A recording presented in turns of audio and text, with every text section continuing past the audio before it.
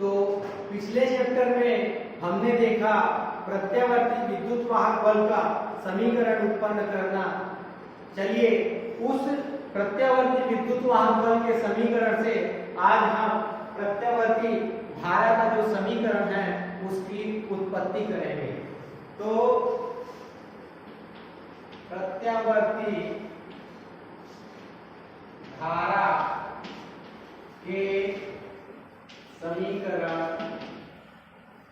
की उत्पत्ति।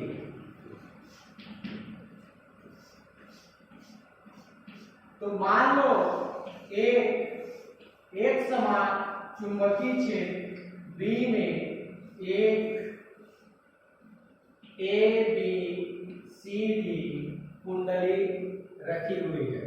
ठीक है, ये एक समान चुंबकीय क्षेत्र B है, उसमें A B C D एक कुंडली रखी हुई है जिसका क्षेत्रफल क्या है, 1 है।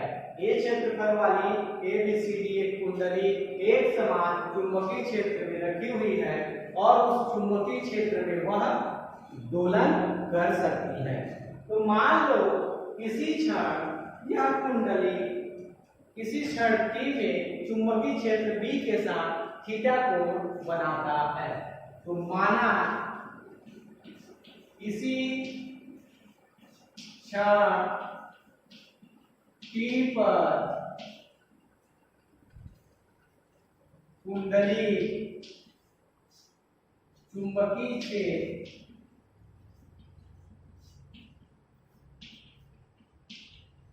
B के साथ थीटा कोण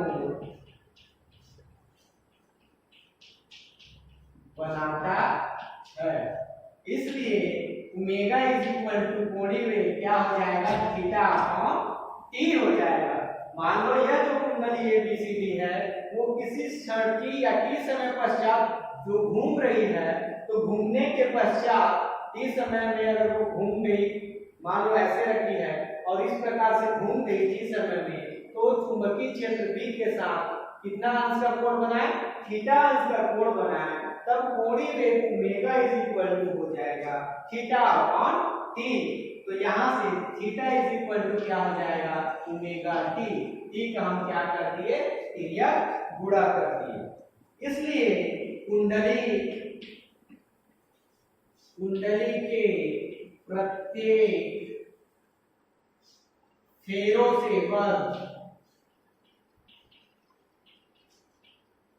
बद्ध चुंबकीय फ्लक्स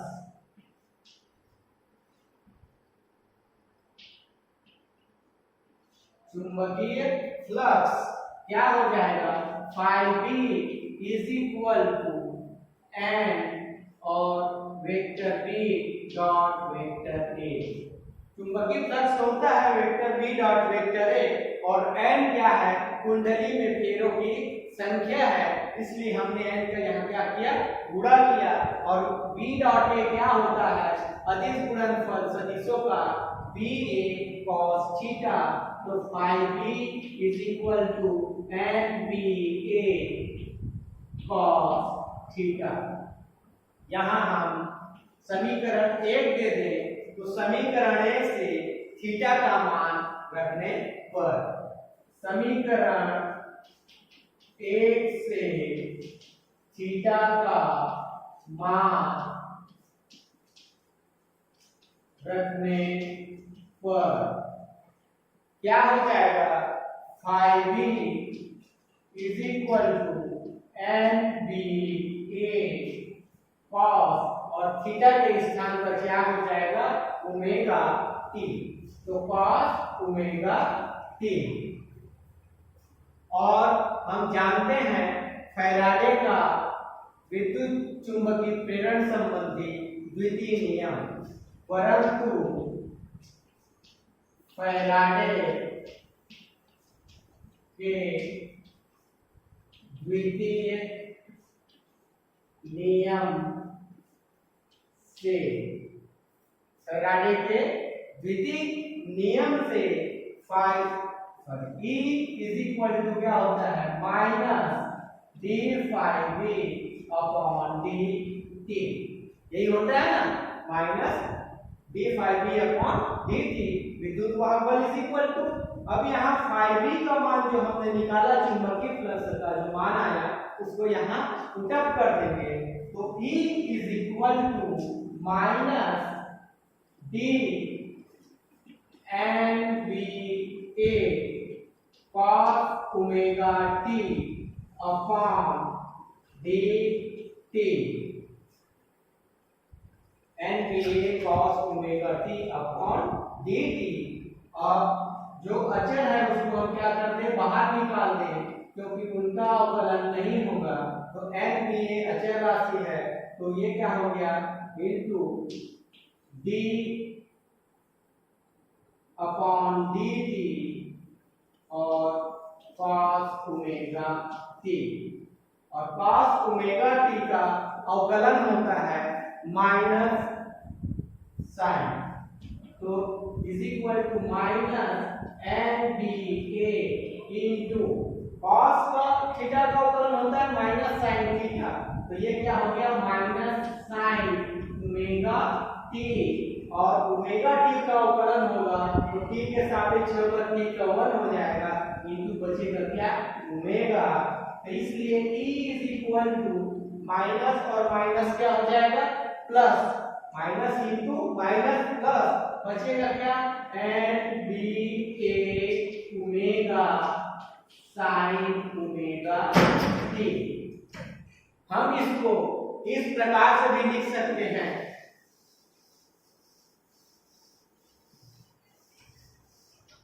तो यहाँ E इज इक्वल टू क्या हो जाएगा, E0 साइन ओमेगा टी, ये है प्रत्यावर्ती विद्युत वाहक बल का सूत्र, जहां क्या है, E0 is equal to N B A omega equal to प्रत्यावर्ती विद्युत वाहक बल का शिखर मान, प्रत्यावर्ती विद्युत वाहक बल का शिखर मान, ठीक है। ये हो गया हमारा समीकरण 2 से, समीकरण क्या, 2 से। अब चूंकि I इज इक्वल टू क्या होता है, E अपॉन R, क्या होता है, I is equal to E upon R होता है, तो यहाँ से E इज इक्वल टू क्या हो जाएगा, I R हो जाएगा, E इज इक्वल टू क्या हो जाएगा, I R, तो यहाँ I R को रखेंगे तो क्या हो गया, I is equal to I R is equal to E0 sine omega T, R को इधर पर छांतर करें तो I is equal to E0 upon R sine omega T.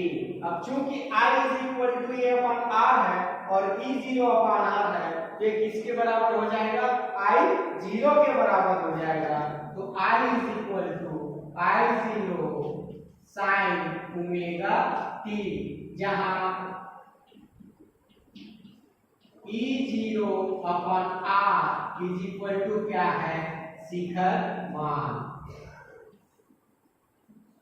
किसका शिखर मान है, प्रत्यावर्ती धारा का शिखर मान। तो ये हो गया प्रत्यावर्ती धारा के समीकरण की उत्पत्ति, हमने यहाँ विद्युत वाहक बल की सहायता से किया, ठीक है।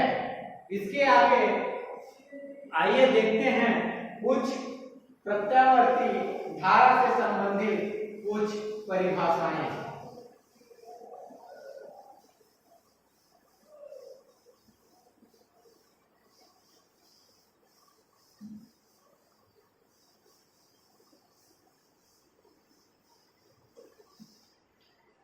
तो अगला हमारा टॉपिक है प्रत्यावर्ती धारा से संबंधित परिभाषाएं।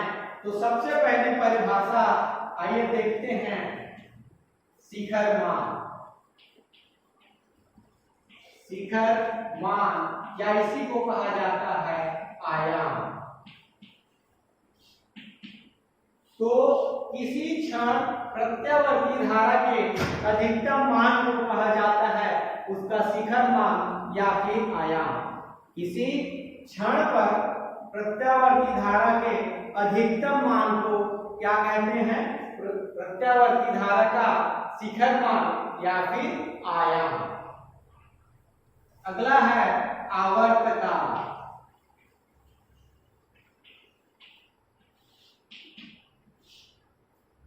प्रत्यावर्ती धारा को एक चक्र पूर्ण करने में जितना समय लगता है उसे उसका क्या कहते हैं? आवर्तकाल। प्रत्यावर्ती धारा एक चक्र अगर पूर्ण कर रही है और उस एक चक्र को पूर्ण करने में जितना भी समय लगेगा उसको कहते हैं उसका आवर्तकाल। और आवर्तकाल को हम किससे प्रदर्शित करते हैं? कैपिटल टी से प्रदर्शित करते हैं। तो आवर्तकाल टी, ठीक है। और इसका मान होता है 2 पाई अपॉन ओमेगा। आवर्तकाल टी इज इक्वल टू क्या होता है? 2 पाई अपॉन ओमेगा। अगली परिभाषा है आवृत्ति।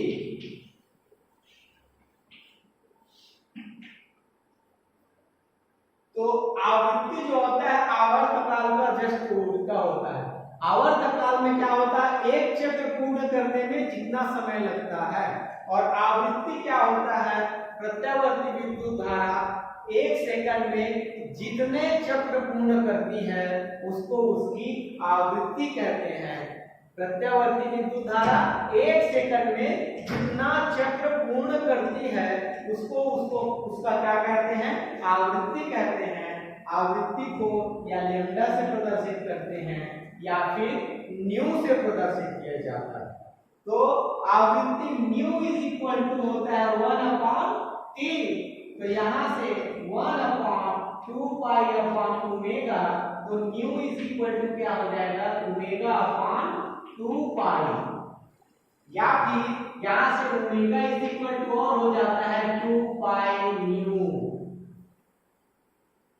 ये जो हमारे घरों में जो प्रत्यावर्ती धारा बह रही है उसकी आवृत्ति होती है 50 हर्ट्ज पर सेकेंड।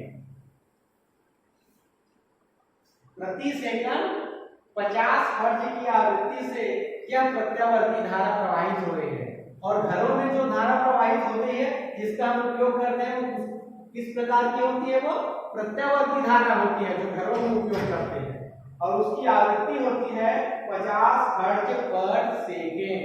अर्थात 1 सेकंड में धारा का मान जो होता है 2 बार अधिकतम होता है और 2 बार न्यूनतम होता है। एक चक्र कब पूर्ण होता है? ये ऐसा, ये पहले अधिकतम हुआ, पहले न्यूनतम था, अधिकतम हुआ, फिर न्यूनतम हुआ। ये अर्ध चक्र हुआ और ये फिर से ये एक बार न्यूनतम, 2 बार न्यूनतम, एक बार अधिकतम, 2 बार अधिकतम। तो एक पूर्ण चक्र में धारा क्या है? का मान 2 बार अधिकतम होता है और 2 बार न्यूनतम होता है। अर्थात जो बल्ब होता है वो 1 सेकंड में 100 बार जलता है और 100 बार बुझता है, ठीक है। लेकिन वो हमें जलते और बुझते दिखाई नहीं देता दृष्टि बंधता के कारण। तो ये आवृत्ति हो गया। तो घर में जो धारा प्रत्यावर्ती धारा बह रही है उसकी आवृत्ति कितनी होती है? 50 हर्ट्ज की होती है। अर्थात 1 सेकंड में 50 हर्ट्ज की आवृत्ति प्रवाहित होती है, आवृत्ति की धारा प्रवाहित होती है। अब अगला है औसत वेग।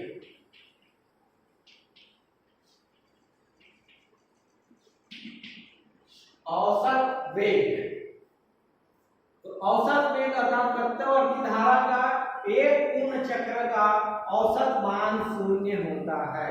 प्रत्यावर्ती धारा में एक पूर्ण चक्र का जो औसत मान होता है वह 0 होता है। अर्थात I average is equal to 0। I average is equal to क्या होता है? 0। तो चलो आइए देखते हैं प्रत्यावर्ती धारा का औसत मान।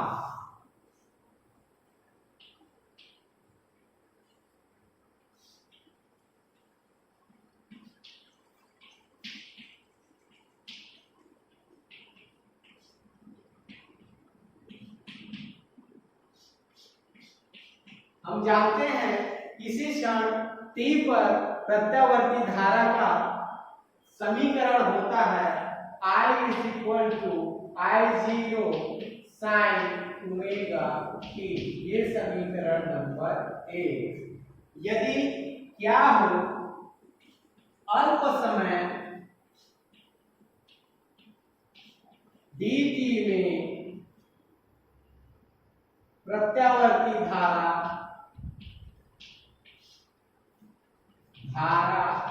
का मान नियत हो तो dt समय में प्रवाहित आवेश, ठीक है, प्रवाहित धारा नहीं, प्रवाहित आवेश। मान लो एक अल्प समय, बहुत कम समय dt है, उसमें प्रत्यावर्ती धारा का मान क्या हो, नियत हो, तो उस dt समय में प्रवाहित आवेश dq = क्या हो जाएगा, I/dt। ये कहां से आया, विद्युत धारा का सूत्र होता है ना dq/dt, ये होता है ना। तो इसको क्या कर दिए हम, सॉरी, इसको क्या कर दिए I/dt, एरिया पूरा कर दिए, तो क्या आ गया dq = I/dt, ठीक है।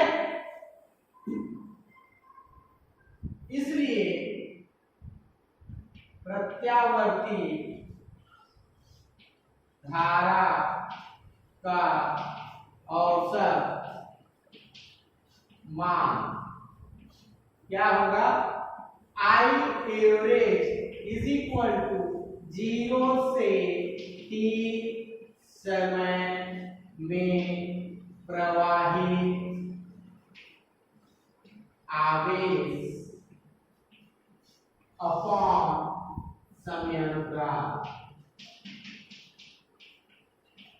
0 से t समय के बीच जितना आवेश प्रवाहित हो रहा है इंटू समयांतराल, तो I एवरेज = क्या हो गया, समाकलन 0 से t के बीच इंटू dq अपॉन क्या हो जाएगा, t अपॉन t। तो यहां से आगे I एवरेज = हम किसका मान रखेंगे, dq का मान रखेंगे, तो क्या हो जाएगा 1/t को हम बाहर निकाल दिए, तो 0 से t I × dt, और I का मान क्या है 1/t, 0 से t, I का मान क्या होता है I0 sin omega t, I0 sin omega t, ये होता है ना। तो इक्वल टू क्या हो जाएगा, I0 बाहर आएगा तो I0/t, और 0 से t sin ओमेगा t। अब sin ओमेगा t का समाकलन करेंगे इसके बीच 0 और t के बीच, तो I0/t समाकलन हो जाएगा 0 से t, और sin ओमेगा t का समाकलन होता है minus cos omega t upon omega, और 0 से t, ओमेगा बाहर आया तो I0/ओमेगा t और माइनस cos ओमेगा t, तो ये हो गया 0 से t, ठीक है। ये I0/ओमेगा t minus cos omega t और सीमा 0 से t के बीच अगर हम सीमा पुटअप करें तो क्या हो जाएगा, I0 upon omega T minus cos omega T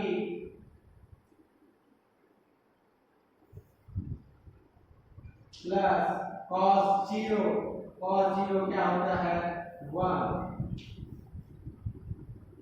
cos zero क्या, तो ये हो गया I average equal to I0 upon omega T minus cos omega T plus 1, और यहां से t इज इक्वल टू हमने आवर्त काल से निकाला, t इज इक्वल टू क्या होता है 2 पाई अपॉन ओमेगा।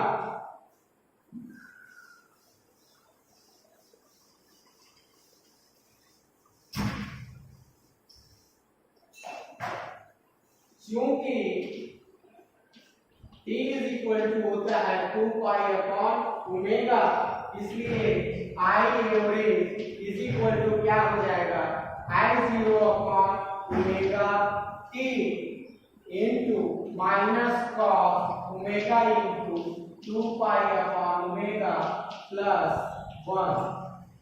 यहाँ cos 0 का प्लस 1 हुआ है ना, तो ये हो गया, अब ओमेगा से ओमेगा कट गया और cos 2 पाई का मान होता है 1, तो I average is equal to I0 upon omega T और cos 2 पाई का मान 1 मतलब -1 प्लस 1, ये हो जाएगा 0, तो I0 upon omega T multiply 0, तो I average is equal to 0, अर्थात प्रत्यावर्ती धारा का एक पूर्ण चक्र में औसत मान कितना होता है, 0 के बराबर होता है। तो ये हो गया प्रत्यावर्ती धारा का औसत मान। आज के लिए इतना ही, धन्यवाद।